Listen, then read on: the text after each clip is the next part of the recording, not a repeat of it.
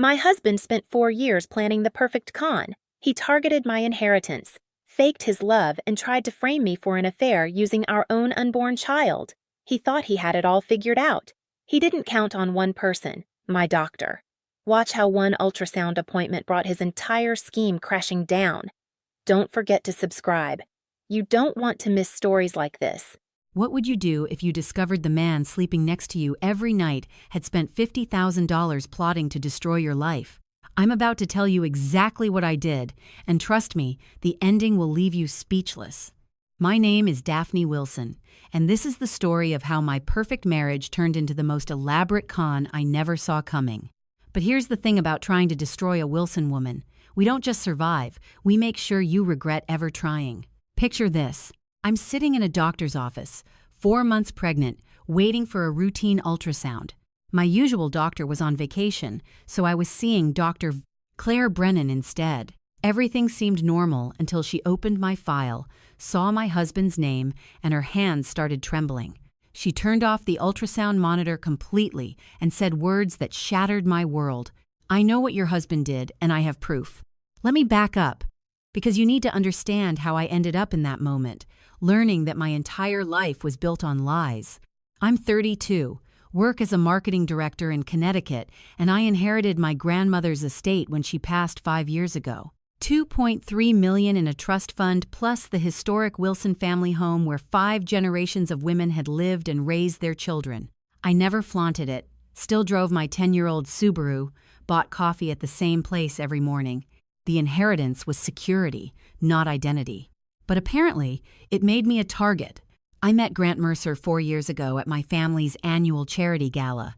I was trying to escape a conversation with yet another man who'd asked about my financial situation within 3 minutes of meeting me when Grant appeared. Tall, dark hair, easy smile. He asked what I was drinking, made jokes about the terrible jazz band, and didn't mention money once. He claimed to be just a financial advisor who'd gotten a last-minute invitation from a colleague. Said he had no idea who the Wilson family was. Looking back, that should have been red flag number 1. A financial advisor who doesn't research the host family of a major charity event? That's like a chef showing up to a cooking competition saying they had no idea they'd be making food. But I was tired of obvious gold diggers, and here was this charming man asking about my favorite books instead of my bank account. My mother, Vivian, saw through him immediately. After their first meeting, she pulled me aside and said, "That man's smile doesn't reach his eyes. Something's wrong with him, Daphne. I can feel it." I told her she was being paranoid, overprotective, jealous even. We fought about Grant constantly until we basically stopped talking. 2 years of near silence between me and the woman who raised me, all because I chose to believe my husband over my own mother. Spoiler alert, Mom was right, and she's been patiently waiting to say, "I told you so." At this point, she's absolutely earned it. Grant and I got married after a year of dating. Beautiful ceremony at my grandmother's estate. He cried during his vows, tears streaming down his face as he promised to love and protect me forever. Looking back, those were probably the most honest tears he ever shed, not from joy but from relief. His long game was finally paying off. After 2 years of trying for a baby naturally, we saw a fertility specialist. The diagnosis hit like a truck. Grant had severe male factor infertility. His sperm count was almost non-existent, and what little he had barely moved, natural conception was essentially impossible. Grant seemed devastated. He cried in the car for 20 minutes, apologized over and over like it was his personal failure. I comforted him, told him we'd figure it out together. What I didn't know was that Grant wasn't crying from grief. He was crying because his plan had just gotten significantly more complicated. All that emotion was him recalculating, not mourning. We decided on IVF with a specialized procedure where doctors inject a single sperm directly into an egg. Grant insisted on researching clinics himself, found one he said was perfect, handled all the paperwork. At the time, I thought he was being supportive because I was emotionally drained. I had no idea he was setting up the most elaborate trap I'd ever seen. The first cycle failed. Devastating. I couldn't get out of bed for 3 days. Grant held me, whispered encouragement, promised we'd try again. The second cycle, 7 months ago, worked. Positive pregnancy test. 2 pink lines that changed everything. I cried happy tears while Grant held me close, already talking about nursery colors and baby names. Then casually, he mentioned I should update my will now that we were becoming a family. I thought it was sweet, practical, the kind of thing a good husband thinks about. I had no idea he was already counting my grandmother's money as his own. Everything seemed perfect until 4 months into my pregnancy when something shifted. Small things at first. Grant started keeping his phone face down. New passwords I didn't know. He'd step outside to take calls, claiming they were work-related. Restructuring client portfolios at 11 p.m. on a Saturday?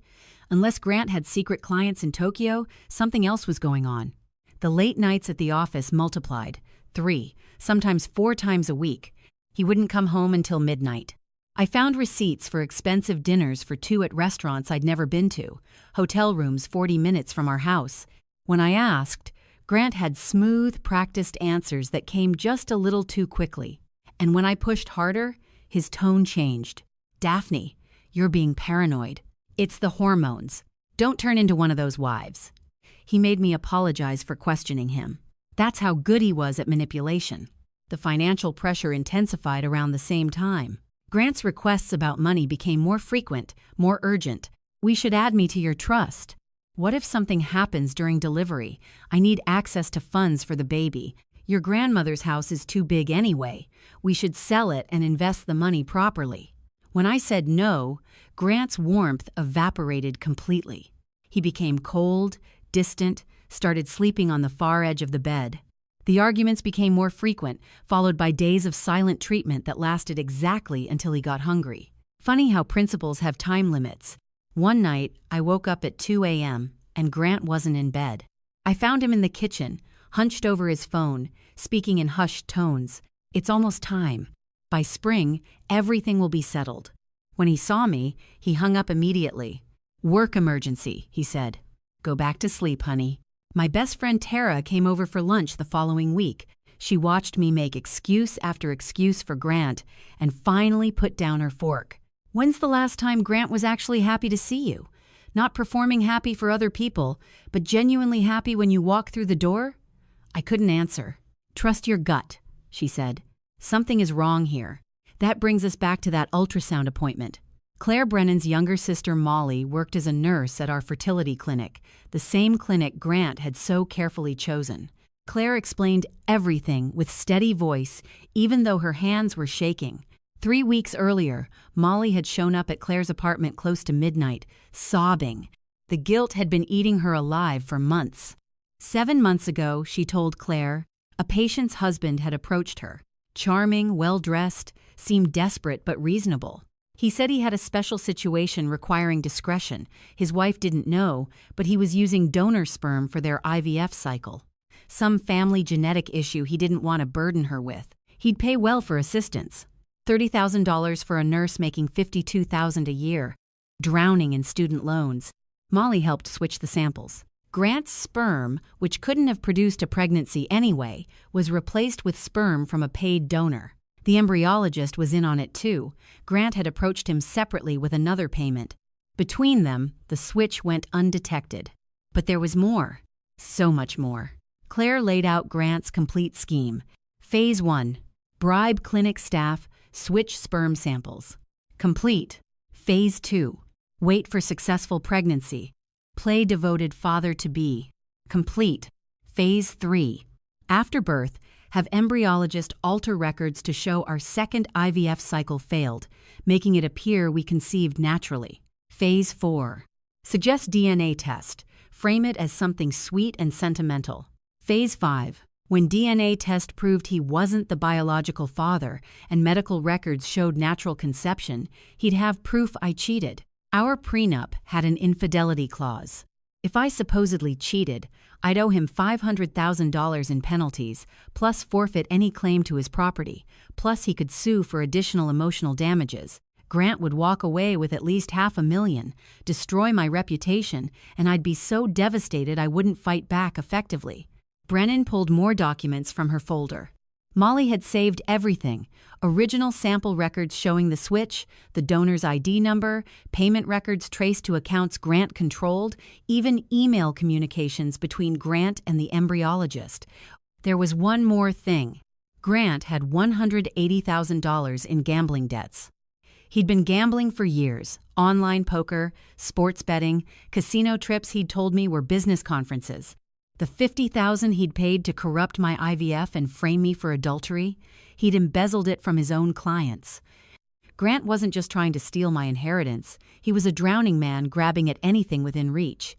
I was supposed to be his life raft, and he was willing to destroy me completely to get it. I sat in that office for a long time, papers spread out in front of me, truth burning a hole in my chest. Shock came first, then disbelief.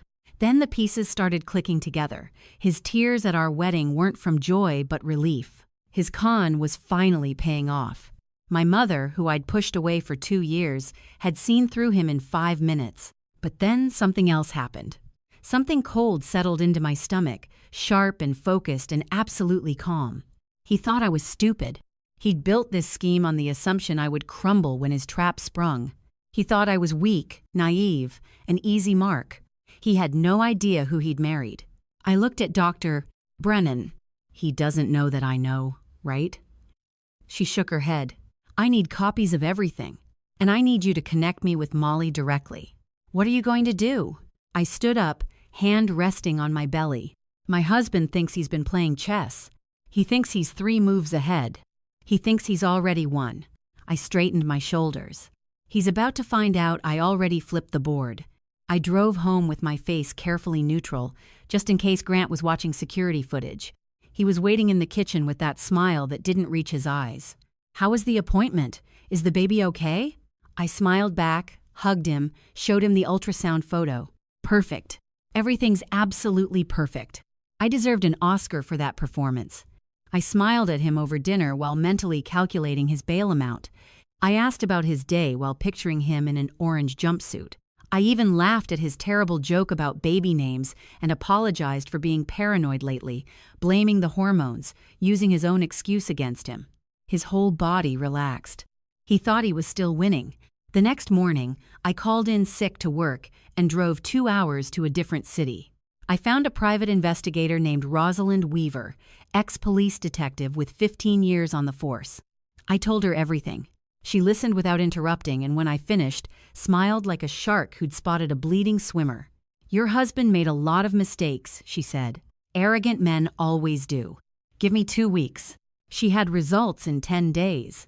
Grant's gambling debts totaled $180,000 to online betting sites, underground poker games, and private lenders who get very creative when payments are late. The embezzlement was confirmed. Approximately $53,000 missing from client accounts. His bosses had no idea yet. And then there was the affair. 8 months with his assistant. Hotel rooms, romantic dinners, weekend getaways disguised as business trips. Rosalind had photos, text messages, credit card receipts. His assistant, of course it was his assistant. How completely unoriginal. This wasn't Grant's first attempt either. 5 years ago, he'd dated Caroline Ashford in Boston. Family money, trust fund, the whole package. She'd discovered financial irregularities in a joint account he'd convinced her to open, but was too embarrassed to press charges. Now she was more than willing to provide a statement. I met with Molly Brennan secretly. She looked terrible. Thin, pale, dark circles under her eyes. She started crying the moment she saw me. I'm so sorry. I knew it was wrong. But the money, and he was so convincing. I stopped her. Are you willing to testify officially? She nodded without hesitation. The hardest call was to my mother. 2 years of near silence because I'd chosen Grant over her. The phone rang twice before she picked up. Daphne? Her voice was cautious, hopeful. Mom, you were right about everything. And I'm so sorry. I braced myself for the "I told you so" she'd earned. Instead, she said, "What do you need, sweetheart?" That broke me more than anything else. The people who really love you don't need to be right, they just need you to be okay. Within 48 hours, my mother had connected me with the best divorce lawyer in Connecticut and a prosecutor who specialized in fraud cases. My lawyer was Sandra Kowalski, looked like someone's sweet grandmother but was a shark in a cardigan. She reviewed everything and smiled. Your husband is facing fraud, conspiracy, and embezzlement charges. The prenup works in your favor now because he's the one who's been cheating. 6 weeks after that ultrasound appointment, I suggested to Grant that we throw a celebration, a baby moon party at my grandmother's estate. His eyes lit up like Christmas morning.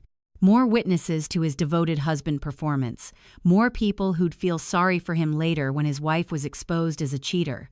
That's a wonderful idea, he said, kissing my forehead. Let me help plan everything. No. You've been working so hard with all those late nights at the office. Let me handle the party. You just show up and enjoy it. He had no idea my version of handling everything included police officers waiting in the guest house, my lawyer stationed near the bar, Derek Sykes ready to testify, and every piece of evidence organized in folders, the Wilson family estate in late spring. My grandmother's gardens in full bloom, white tents on the back lawn, champagne chilling in silver buckets, 50 guests in their Sunday best. Grant was in his absolute element, working the crowd like a politician. His hand kept finding my belly for photos, playing the devoted father-to-be. Around 3 o'clock, Grant did exactly what I knew he would. He'd been dropping hints for weeks about wanting to celebrate fatherhood with a DNA test, frame the results in the nursery. At the party, he brought it up loudly, making sure plenty of people could hear. You know what we should do, honey? Let's get one of those DNA test kits. We can frame the results for the nursery. Proof that daddy and baby are connected forever. We could even open the results right here, make it part of the celebration. Several guests made awe sounds. His mother dabbed her eyes. I pretended to hesitate. Oh, I don't know. Come on, it'll be amazing. What do you think, everyone? Instead of pulling out a DNA kit, I walked toward the small platform near the fountain and picked up the microphone. Grant smiled up at me from the crowd, already rehearsing his shocked, devastated face. Thank you all for coming today. This party is supposed to be about celebration, about family, about truth. My husband said he wanted to reveal something special today, so I'm going to help him do exactly that. His smile flickered, the first crack in his performance. I reached under the podium and pulled out a folder. 3 months ago, I learned something about my husband that changed everything I thought I knew about my marriage. I want to share it with all of you because Grant is right. This should be about truth. Grant's smile was frozen now. I held up the first document. These are the records from our fertility clinic, the original records before anyone had a chance to alter them. These records show that my husband bribed 2 clinic employees to switch his sperm sample with donor sperm. He paid $30,000 to a nurse, $20,000 to an embryologist, and $15,000 to Derek Sykes. I gestured toward the edge of the crowd where Derek stepped forward. To provide the sperm used to conceive my child without my knowledge or consent. Gasps rippled through the crowd. Someone dropped a champagne glass. My husband's plan was simple.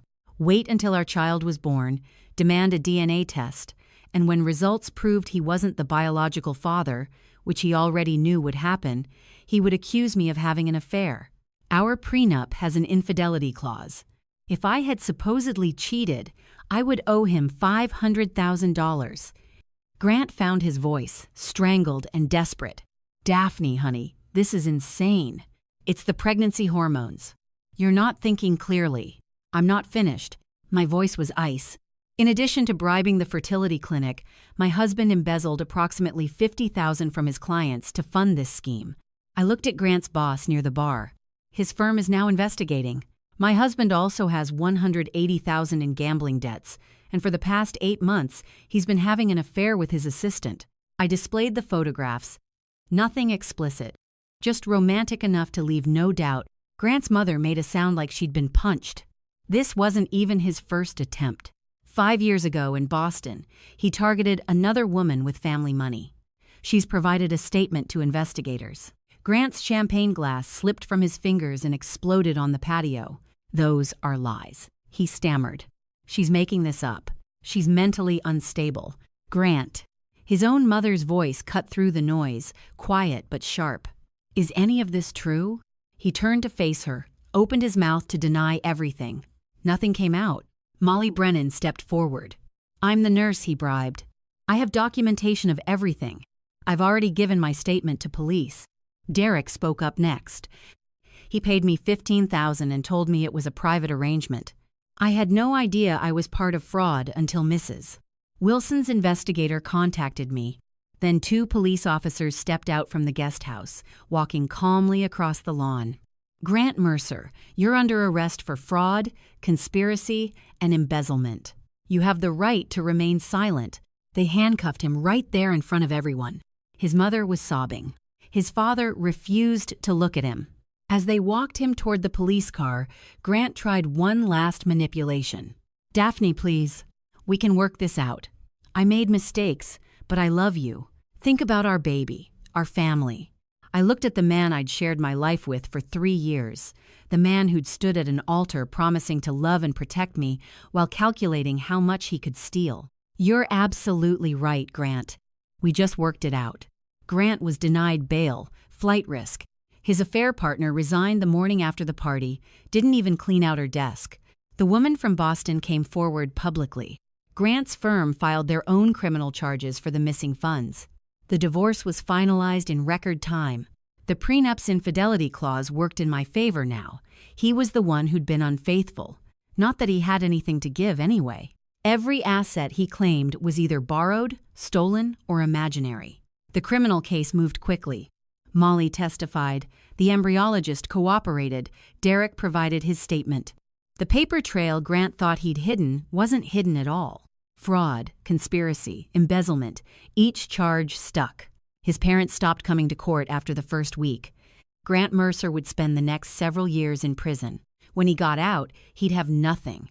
No money, no career, no family, no future targets who wouldn't find his criminal record with a simple search. The trap he'd built so carefully had snapped shut on his own neck. My baby was born 4 months after the party, healthy, perfect, absolutely innocent. Some people asked if I'd contact Derek, include him somehow. But Derek was a 28-year-old grad student who'd made a dumb decision for money he needed. He wasn't ready to be a father, didn't want to be, and I didn't need him to be. My child would have me, would have my mother finally back in my life, would have the entire Wilson family legacy my grandmother built over decades. I learned that family isn't about DNA or blood tests or genetic matches. Family is about who shows up, who stays, who chooses you every single day. My mother chose me when I didn't deserve it. I chose my baby when circumstances were complicated. That's what family actually means. My mother and I have lunch every week now, making up for 2 lost years. She never said I told you so. When I asked why, she smiled. Because watching you take down that man was more satisfying than any 4 words could ever be.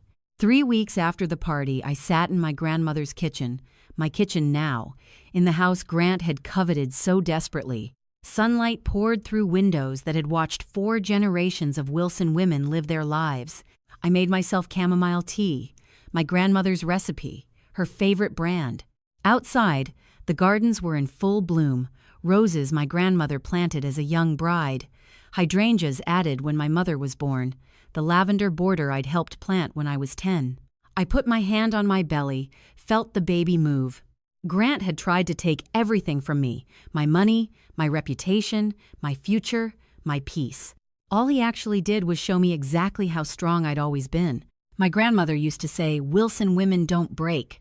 We bend, we adapt, we survive. And when someone tries to burn us down, we rise from the ashes and build something better." Grant thought he'd married an easy target. He married a Wilson. And now he had plenty of time in a prison cell to think about that mistake. Some people spend their whole lives waiting for karma to arrive. I was lucky. I got to deliver mine in person, with documentation in front of 50 witnesses. And let me tell you, revenge served at the perfect temperature with all the proper evidence. It tastes absolutely delicious.